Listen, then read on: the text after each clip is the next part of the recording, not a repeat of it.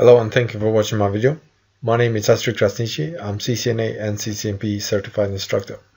On this video I will do a demonstration on building a switch network with the redundant links. This is lab 2.1.2.10 with CCNA 3.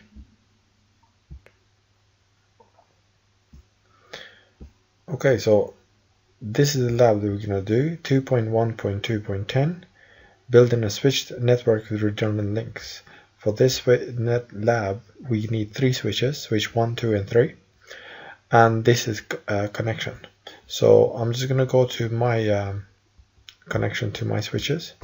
So I'll already got a connection to my access server. Okay. Show session.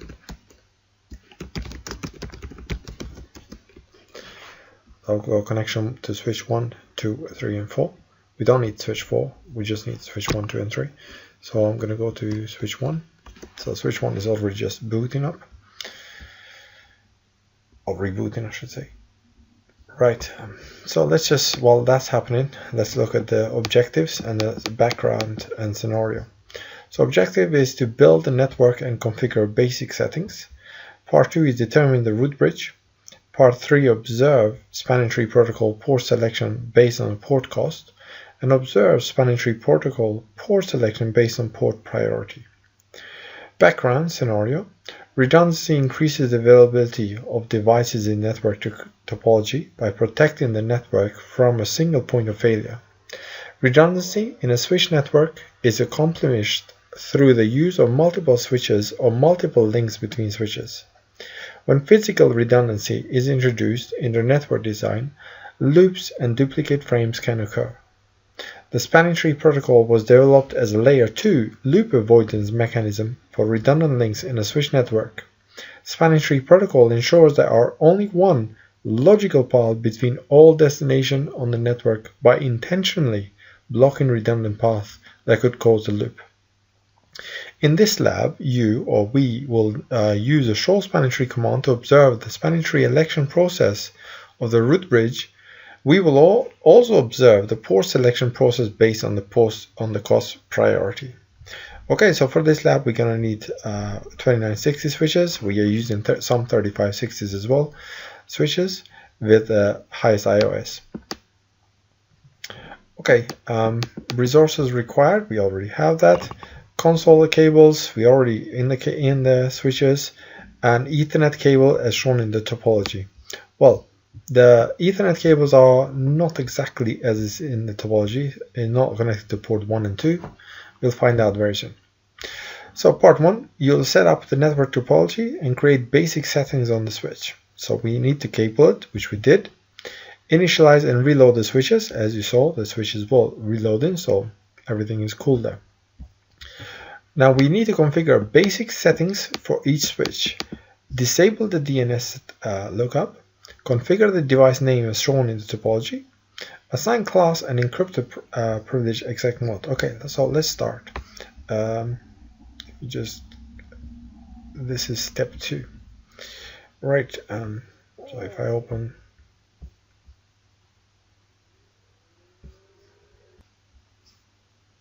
Okay, so if I go to my switch and have a look, I think it's finished reloading.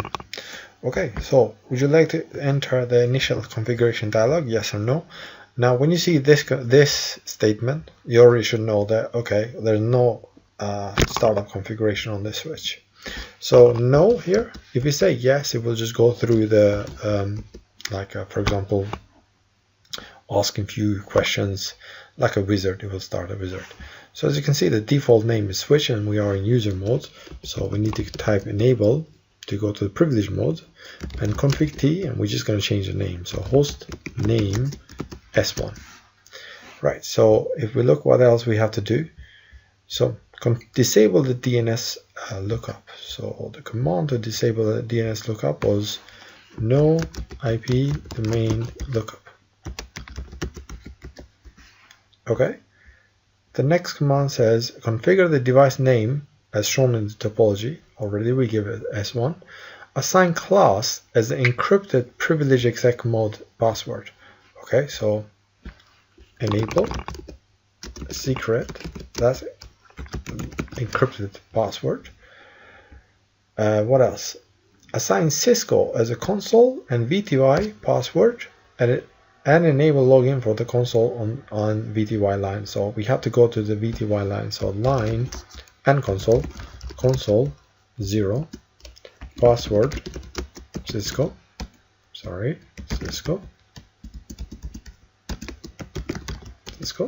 and we enable login.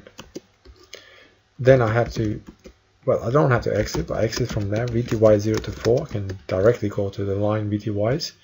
Password Cisco, login. Okay, exit from there. Or exit. Let's just exit first. What else we have to do? Configure a login synchronous for the console line. So I have to go to the console line again. So line console 0 login sync, right? This is the 2Gs. What it's going to do is going to synchronize your login. So if there's a message coming from the switch or the router, it's not going to interfere with what we type in. Configure message of the day banner to warn the users for unauthorized access is prohibited. So we can say exit from here and say banner MOTD, and then we start with the character. So say we start with a $, and we say authorized user. Let's spell it correctly. Authorized users only. Okay. Now what else we have to do there? Configure an IP address as listed in the address table, and then in the end we copy and run in config. So we have to go to the table and look at the IP address. So switch 1, the IP address on VLAN 1 is 192.168.1.1. Okay, so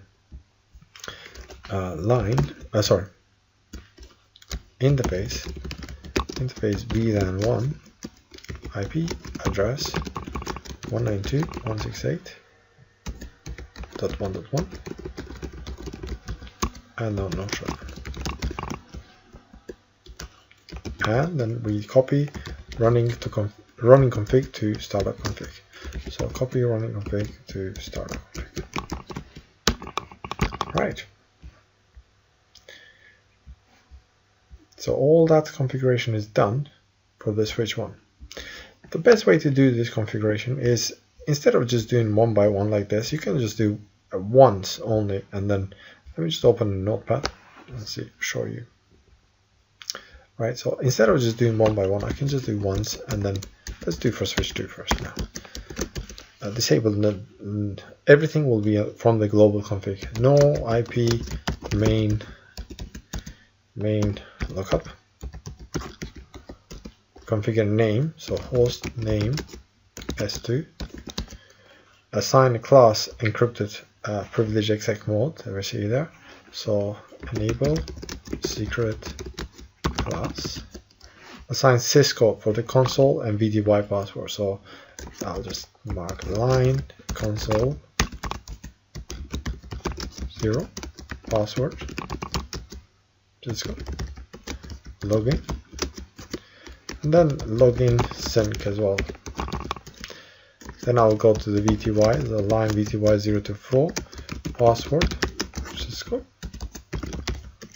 login. Okay, and then we can create the banner. So exit banner MOTD, and then authorize users only.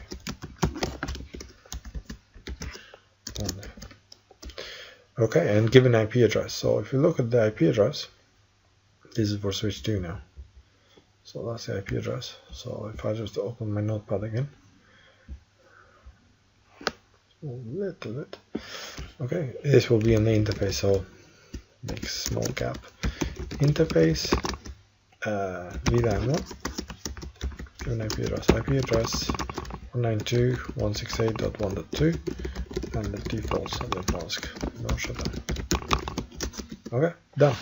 All I have to do now is highlight all this, right click, copy, and then go to my switch, and switch 2.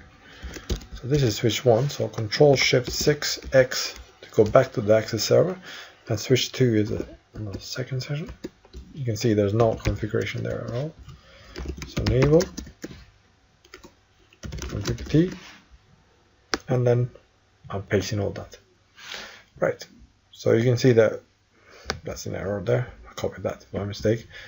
You can see no other errors. Everything seems to be fine. I've got switch 2 there as well.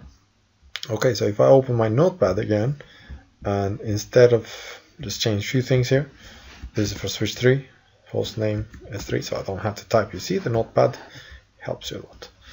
So, right, done. You can just copy all that again. And now I'll go to switch 3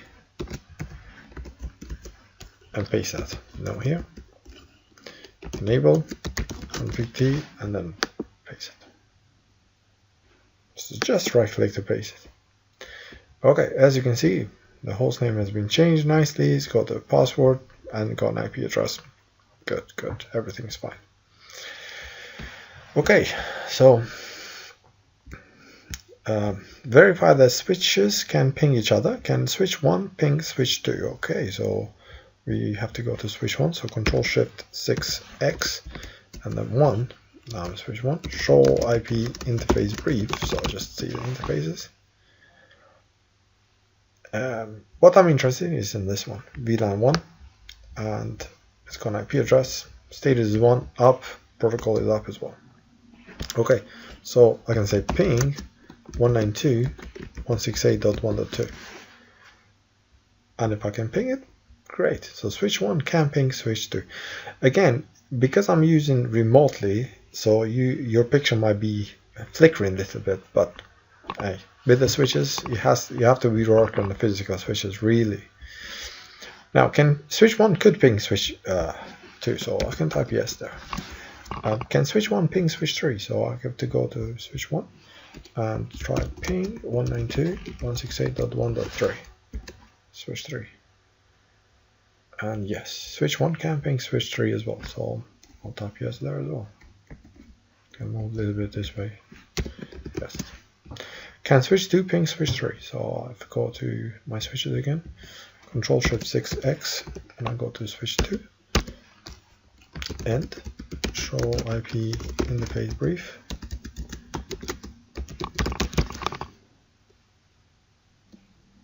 Okay, that's the IP address of the switch 2. So say ping 192.168.1.3. And yes, switch 2 can ping switch 3 as well. So I can type yes there as well. Yes. Troubleshoot until you are able to answer the yes on all questions. Well, we didn't have to.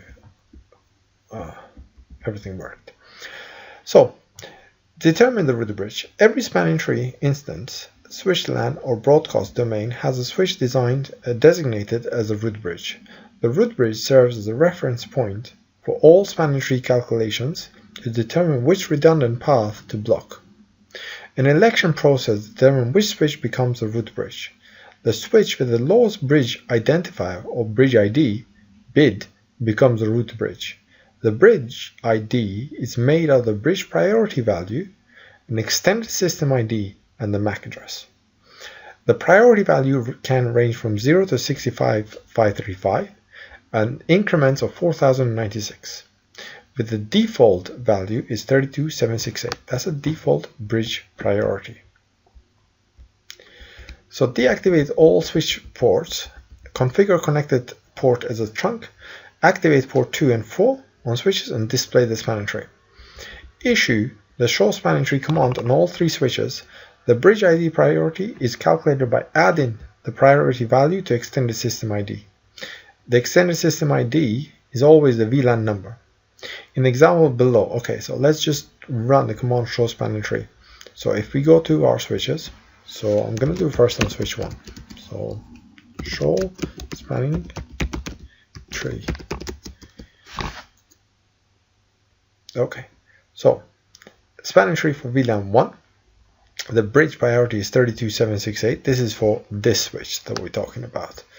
Now, the priority is 32768, this switch. Sorry, 32769 here. 32768, the priority plus the VLAN 1. That's for VLAN 1 there. our MAC address, or switch 1 MAC address, is this one, yeah? Right, so this is our MAC address. So if I write down in Notepad, I just want to make sure that we actually got this information. So switch 1 MAC is that, right? But the root bridge MAC is that. So if I open the Notepad again, and I just want to write down the root here. Root MAC address is this.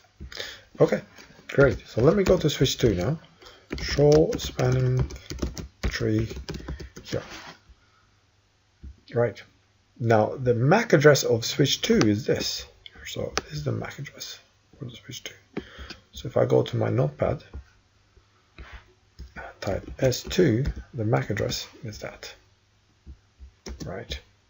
Okay, so I'm going to go to switch 3 now and type show spanning tree. Show spanning tree. Right. Now that's the MAC address of switch 3. So let me just highlight it properly. Okay. Open Notepad and type S3 MAC address equals the MAC address this. So if you compare these, right, that's for the switch 1, the MAC address. Let's go back like that. And that's for switch 2, that's for switch 3. You can see the root bridge is actually switch 1 because it got the same MAC address as the root bridge. They all report the MAC address of the root bridge is the same for all of them, right? So switch 1 is our root bridge. Show spanning tree, and it says here this bridge is the root bridge, or is the root port. Okay, so the information here that you can see in yellow on our lab, it's about the information about the bridge where you're running this command, show spanning tree. The information that you see here, it's about the root bridge. So if it doesn't say this is the root bridge, it's not the root bridge. And it has to MAC address here of this bridge has to be different to this MAC address, because this MAC address is the MAC address of the root bridge, and it will display the cost. How much does it cost to get to the destination? If it's a root bridge, it will say there that this is the root bridge. Yeah, so this will be like this is, and so on. I don't want to change it here. Okay.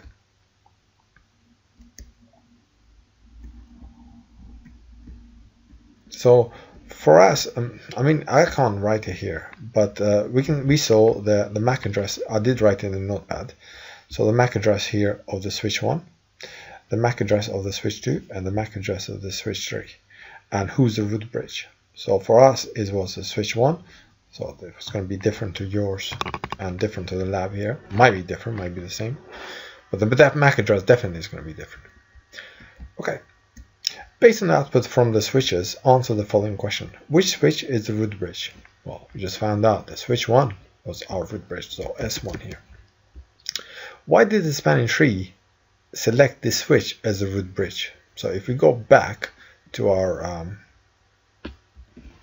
right, so all of them, they're going to have the priority 32769, which is 32768 plus VLAN 1. So if I go to switch 2, for example, show, if I just up arrow, repeat the command, you can see that all of them have the same, because I did not configure anything. So if you had left them default, they're going to have a default priority 32768. So that wasn't a question. So the next tiebreaker, we looked at the MAC address and they compared the MAC address, and the MAC address, the lowest MAC address from switch 1 and switch 2 is switch 1. Well, all three switches first, but the first is 0, yeah? The first digit they're going to compare is 0. So that's not a tie break. Switch 1, the second digit is same as well. Okay, that's good. Then we look at the third digit. 1 here, that's still a tie, but 2 here. This already loses, goes. Then we look at this, the next digit. 2 is much lower than C, right? A is 10, B is 11, C is 12. So 2 is a lot lower than 12. So that's why switch 1 has become the root bridge, because we look at the lowest MAC address. So why did the spanning tree elect the switch to be the root bridge? Because of the low MAC address. Okay, which port are designated port on the switch? So if I go to my root bridge, which is switch 1, show spanning tree, and you can see all the ports are designated ports. Okay, I had to change it a little bit because one of the links wasn't working. So this is the location anyway. This is how connection between all the 3 switches. Switch 1, 2, and 3. Now switch 1, I'm just going to copy this and make sure that this, we know this is our root bridge. So root bridge. Root bridge. Now all the ports in our root bridge are designated port. So we go to switch 2 now and find out which port is going to be the port that's connecting faster towards the root bridge. So if I go jump to switch 2 here, okay, so show spanning tree, and you can see the root port is FA011, right? So that port is my root port. So if I open, and this one has been chosen as a root port, so I'll put it in red here so we know that's my root port. Right? What about switch 3? Which one is the root port on the switch 3? Right? You can see that port 12, it's blocking, right? Okay, so let me just put port 12 in red, so we know that's going to be bold and red, so it's blocking, and this one is going to be in green because of my root port. Right? Let's use that. Okay. Right, so port 11 is our root port, port 12 is blocking, and port 7 and 8, just normal, they are still forwarding. What about switch 3? If I go to switch 3, and do end here, show spanning tree. Now switch 3 has chosen port 8 to be the, port 9 to be the forwarding and my root port. Port 10 is blocking, right? So if I go to switch 3, this one, it's green, and it's my root port. 10 is red, it's blocking. And my red port. Now, how about port 7 and 8? What's happening with port 7 and 8? Port 7 and 8, they are blocking. Right? Port 6 is probably connected to some other device. Well, port 7 and 8 are blocking. Let me just, if we don't know, show CDP neighbor. Right? So only 7, 8, 9, 10 are connected to switches. So that must be connected to end device. So port 7 and 8 are blocking as well. So if I go to my diagram, port 7 and 8 are in red. They are blocking. So we have a topology like that. Only 9 and 11 are forwarding. 7 and 8 are blocking. So in reality, if I delete this, yeah, if I go boom, that's link is deleted because it's blocking. This link is deleted because that port is blocking. This link is deleted, that port is blocking, and this link is deleted, that port. So there's no loop at all. We don't have a loop here. If we only enable this port and this port to be forwarding, all other ports to be blocking, because this is blocking this link, this is blocking this link, there's no loop. Loop-free topology. Right, let me bring back the port. Right, okay, so next task. Which port are root ports? We found that out. Which ports are designated ports? Which ports are showing alternate ports and currently being blocked? We looked at that. Why did the spanning tree select this port as a non-designated blocked port, right? So why, the question is, why these are blocked, but not these ones, right? If you look at the link, it's exactly the same. The first thing we're going to see, the cost. Does this port has a faster way to get to the destination, or this port? They compared it, it's exactly the same, the cost. The next thing they're going to compare is the priority. This switch and this switch, they're going to compare the priority. Priority was the same, left the default. And then they're going to compare the MAC address. So if they compare the MAC address, so if I open our MAC addresses again, have a look, switch 2 and 3, they're going to compare the MAC address. Switch 2 is going to beat switch 3 because the third digit is 1. Switch 2 and the third digit on switch 3 is 2. So switch 3, 2, 1, that election. That's why switch 3 is blocking the ports. Okay, observe the spanning tree port selection based on the port cost. The spanning tree algorithm uses a root bridge as a reference point and they determine which ports to block based on the path cost. The port with the lower path cost is preferred. If the port costs are equal, then spanning tree compares the bridge ID. If the bridge ID are equal, then the port's priorities are used to break the tie. Lower the value are always preferred. Now, the question is, why port 11 and 12? Why did 11 win? It's exactly the same. Everything, the bridge ID, because they are fast Ethernet interfaces, they are the same. The bridge ID is the same. Everything is the same. So in the end, okay, well, the only thing that we can differentiate between these two is the lower number. 11 is lower than 12, so that's why that one became the root bridge, or root port, sorry. For example, we look at here, FA011 is root bridge, better than FA012. So if we want to make sure the FA012 is a root bridge, then we can lower the cost. So config T, interface FA012, and then switch port, spanning tree, cost 18, for example, just lower 1. And then we do show spanning tree greater than 1. And we can see now FA012 has been chosen as a root, while the FA011 has been alternate, has been blocking now, right? So the first thing we can think of it is the cost. How much cost to get to the switch root bridge? So the bolt, by default, they had a 19. So there was 19, like this. So cost 19 to go this way, like that. And this way. So the bolt had cost of 19. For that reason, it chose 11, lower number. Now when we change this to cost of 18, now this will become red and this will become green. So this will become red and this will become green. That's our root bridge. Root port. Why? Because it's got lower cost. When we change the cost back to what it was, then obviously it's going to change back, right? So we're going to change this back to 19. Okay, so let's have a look again at our switch. Now you can see it's going through listening, went through learning, now it's forwarding.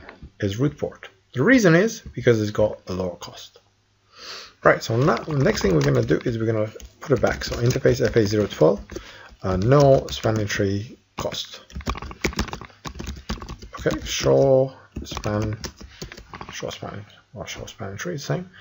So it's going to revert it to back. Right, this is blocking now, and this is going through the transitions, listening, then go through the learning, and so on. Right, let's just wait till it's learning. Yeah, learning, and then it will go to forwarding. Okay. Next, observe the spanning tree selection based on port priority. Right.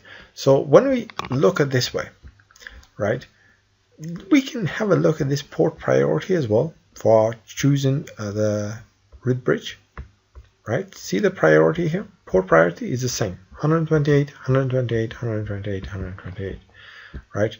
We can change that port priority to affect the spanning tree root port selection. So we can see the root 11 is our root port, right? But the port priority depends from the neighbor more than from yourself. So we can change it here, but it's not going to have that much effect. So if I go to interface FA012 and say spanning tree spanning tree, question mark here. See this one here, port priority. So let's change it. Port priority and increments of 16. Okay, so let's just say 16 and show spanning tree. Right, you can see now it's 16, but it hasn't affected anything. This port priority is more to do with what you tell the neighbor. So if you want to influence the neighbor rather than yourself, right? So even though we changed it here to 16, hasn't done anything. So okay, let me change it back. So config T interface FA012 spanning tree port priority, and just put no, and that's going to revert it. Okay, show spanning tree. As he's gone back to 1 to 8. Nothing has changed. Okay, so what we're going to do is, what the important thing to know is the priority. Okay, so let me just copy this, and the priority, port priority, default is 1 to 8, but it's what you tell in the neighbor, not what is yours. It's what you are telling the neighbor. Yeah. Right. So because they both have port priority 120, so both sides 120. 128. I'm trying to like if I can fit them both. Let me just maybe move this one bit down. Now what we're going to do here is we're going to change this port priority what we tell our neighbor. So it has to be increments of 16. So let's put 32 and try and influence this to be our root port, not this one, by just changing on the root bridge the port priority of this port, right? So I'm going to go to my root bridge now. So that's our root bridge. Show spanning tree. Right, so what I'm going to do is I'm going to go to this port 12 and change this port priority to 32 and try and influence my neighbor to change the root port. Okay, so config T interface FA012 spanning tree port priority port-priority and this is 32 and show span. Okay, it has changed. Right, nothing has changed here. Let me just go to my neighbor, which is switch to show spanning tree. You can see now the neighbor's root port has changed. The 12 has become the root port and is learning, while his 11 is blocking now. So by just changing the priority on the root bridge, we affected this to become our red port now. A red port. We haven't changed anything, just port priority on the root bridge, and we have affected our neighbor to change the decision, to make a different decision. Now FA12 is our root bridge and FA011 is our alternate port. Okay, so that is showing you how to change the port priority. This has been Asterix Ratnishi demonstrating you how to configure a basic spanning tree calculation, like find out why is a root bridge, who's the root bridge, and change a few things so we can manipulate our election of root port, designated port. So for example, our root port was 11 by default because it was lower than 12. We changed the cost of 12 and that became the root port. Then we reverted everything back and we went to our neighbor and changed the port priority and to effect which is our neighbor's root port as well.